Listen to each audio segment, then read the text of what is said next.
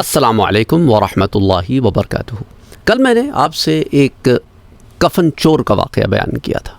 آج آپ سے ایک اور شخص کا واقعہ بیان کرتا ہوں۔ یہ شخص کفن چور نہیں تھا بلکہ قبروں کو کھودنے والا تھا۔ تو قبر کھودنے کا اس کا کام تھا۔ تو کہتا ہے، اور یہ واقعہ عمر بن مسلم بیان کرتے ہیں، وہ کہتے ہیں کہ اس شخص نے مجھ سے یہ واقعہ خود بیان فرمایا کہ وہ ایک قبرستان میں اس کی جاب تھی کہ وہ قبروں کو کھودتا تھا۔ اس نے ایک دن ایک قبر کھودی، پھر دوسری قبر کھودی، پھر تیسری قبر کھودی۔ یہ وہ قبریں تھیں جو تیار کی جا رہی تھیں ان لوگوں کے لیے جنہوں نے ابھی دفن ہونے ان میں آنا تھا۔ تو کہتا ہے جب میں نے تیسری قبر کھودی تو گرمی کی شدت بہت زیادہ تھی۔ اس کی وجہ سے میں نے کیا کیا کہ تیسری قبر کے اندر ہی اتر گیا اور اوپر سے ایک کمبل نما چادر ڈال دی کہ اس کے سائے میں بیٹھ جاؤں۔ پھر ویٹ کرتے ہیں، جب پہلا جنازہ آئے گا تو اسے پہلی قبر میں دفنا دیں گے، اور دوسرا آئے گا تو دوسری میں، اور تیسرا آئے گا تو تیسری میں دفنا دیں گے، اور پھر مجھے میری مزدوری بھی مل جائے گی۔ تو یہ کہہ کر وہ کہتا ہے کہ میں اس کے سائے تلے بیٹھ گیا، اس کمبل کے تیسری قبر کے اندر۔ تھوڑی ہی دیر گزری کہ کیا دیکھتا ہوں کہ دو سوار بہت ہی برق رفتاری کے ساتھ آتے ہیں اور پہلی قبر کے پاس آ کے کھڑے ہو جاتے ہیں۔ ان میں سے ایک سوار دوسرے سے کہتا ہے لکھ۔ دوسرا کہتا ہے کیا لکھوں؟ کہتا ہے کہ لکھ کہ اس قبر کو ایک فرسخ سے ایک فرسخ تک، یعنی کہ ایک فرسخ چوڑی اور ایک فرسخ لمبی اس قبر کو کر دیا جائے۔ وہ لکھ لیتا ہے۔ دوسری قبر کے پاس آ کے کھڑے ہوتے ہیں، کہتے ہیں کہ اس کو لکھ کہ یہ حد نگاہ تک اس کے اندر وسعت دے دی جائے۔ وہ یہ لکھ لیتا ہے۔ پھر تیسری قبر کے پاس آ کے کھڑے ہوتے ہیں، کہتے ہیں جس کے اندر میں تھا، جس کا سایہ میں نے لیا ہوا تھا۔ تو ایک دوسرے سے کہتا ہے لکھ، تو دوسرا کہتا ہے کیا لکھوں؟ کہا دیکھ رہا ہے میری انگوٹھے اور انگلی کے درمیان کا فاصلہ؟ لکھ کہ اس قبر میں بس اتنی ہی کشادگی ہوگی۔ اور یہ کہہ کر وہ دونوں سوار گھوڑوں پہ بیٹھتے ہیں and they disappear۔ جس برق رفتاری سے آئے تھے اس برق رفتاری سے they disappear، غائب ہو جاتے ہیں۔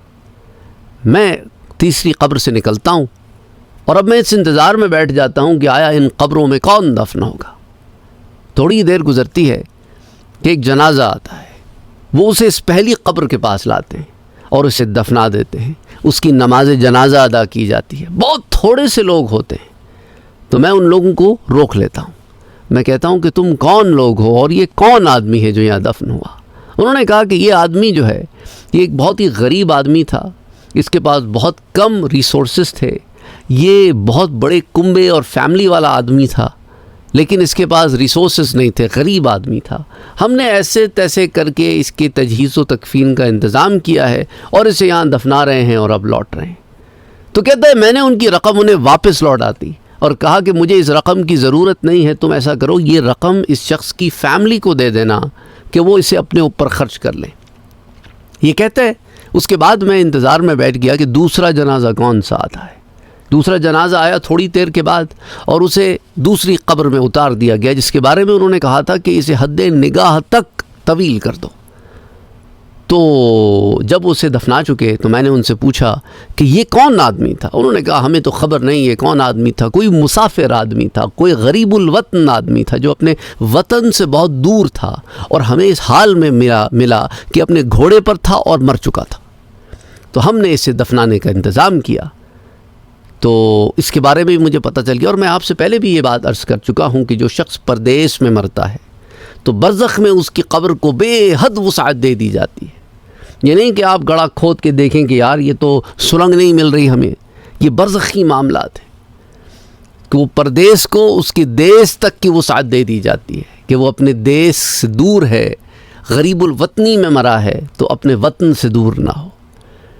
وہ کہتا ہے کہ میں تیسری قبر میں کون دفن ہوگا اس انتظار میں بیٹھ گیا، یہاں تک کہ عشاء کی نماز ہو گئی۔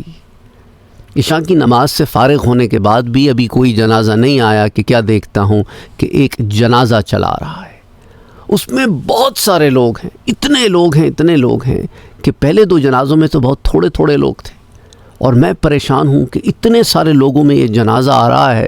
اور اس کے باہر جو دو لوگ آئے تھے ان میں سے ایک نے دوسرے سے کہا تھا کہ بس اتنی سی اس کے اندر وسعت دینا، بس اتنی سی انگلی اور انگوٹھے کے درمیان۔ کہتے ہیں میں نے کہا کچھ نہیں، بیٹھا رہا. پہلے دونوں جنازوں کی تو اجرت میں نے واپس کر دی تھی.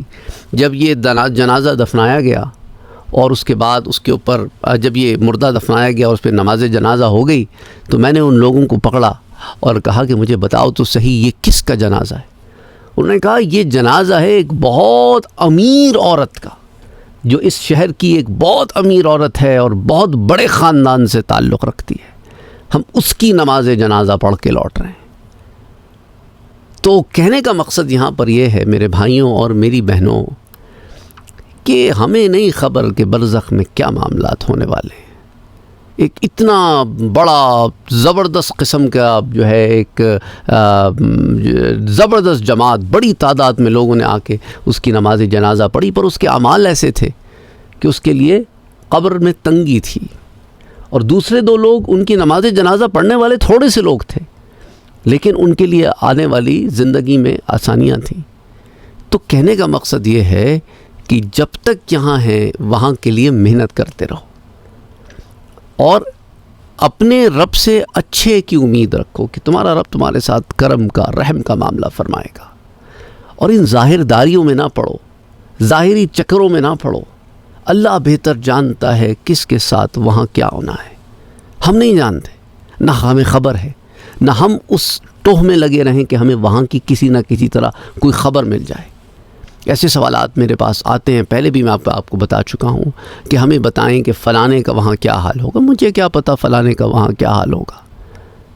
آپ کا اور میرا کام کیا ہے, وہ جو فلاں ہمارے چلے گئے نا, ان کے لیے دعا کرتے رہیں. اچھا کبھی کبھی ایسے ہوتا ہے, میں کل ہی کی بات ہے, ایسے میں کوئی کام کر رہا تھا تو مجھے ایک دم کسی کا خیال ذہن میں آیا, آؤٹ آف بلو اور وہ شخص میرے ساتھ جو ہے, جب ہم کالج میں پڑھتے تھے تو اس زمانے کا جو ہے اسٹوڈنٹ تھا, ہم بھی پڑھتے تھے وہ بھی, تو اس کا انتقال ہو گیا. مجھے پتہ ہے 5-6 سال ہو گئے, اور تو مجھے ایک دم جب اس کا خیال آیا نا, آؤٹ آف بلو میں اس کے بارے میں سوچ بھی نہیں رہا تھا, تو میں نے فوراً اس کے لیے دعا کی کہ اللہ تعالیٰ تو اس کی مغفرت فرما.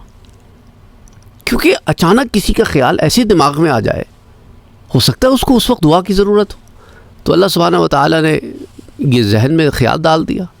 تو ایسی جب خیال آ جائے نا اپنے پیاروں کا, تو ان کے لیے فوراً دعا کر دو, کیونکہ وہ خیال ایسی نہیں آیا.